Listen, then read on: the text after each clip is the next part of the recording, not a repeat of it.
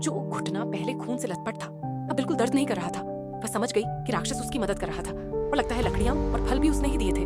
धीरे धीरे वे अच्छे दोस्त बन गए। दिन में 3 बार साथ में खाना खाते थे। बातचीत में शाओयू को पता चला राक्षस का नाम सेडगांग था। सेडगांग प्यारा था लेकिन उसकी बदबू बहुत तेज थी, इसीलिए शाओयू ने उसे नहलाने की सोची। लेकिन सेडगांग ऐसा कुछ छिपा रहा था, वह नहाने से मना कर देता था। शाओयू के साथ रहने से सेडगांग की जिंदगी में खुशी आई। दिन बीतते गए।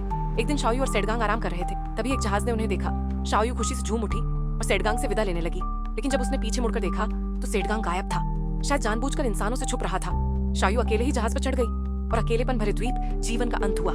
सेडगांग के साथ रहने की वजह से शाओयू से भी बदबू आने लगी और पाया कि खुशबू का स्रोत वह रेशमी रुमाल था जो सेडगांग अपनी नाक साफ करने के लिए इस्तेमाल करता था। पता चला कि सेडगांग नहाता इसीलिए नहीं था क्योंकि वह अपनी नाक की इस खुशबू को छुपाना चाहता था। यह अब तक शाओयू ने सबसे प्यारी नाक की खुशबू सूंघी थी। उसने तुरंत सोचा कि अगर इस नाक के रस से इत्र बनाया जाए तो वह रातों रात अमीर हो जाएगी। ये सोचकर वह तुरंत वापस द्वीप पर जाने निकल पड़ी जहाँ सेडगांग किनारे पर सो रहा था। वह शाओयू को देखकर खुश हुआ, लेकिन जब शाओयू ने छोटा डिब्बा निकाला तो उसे समझ आ गया कि शाओयू उसकी नाक का रस लेना चाहती है।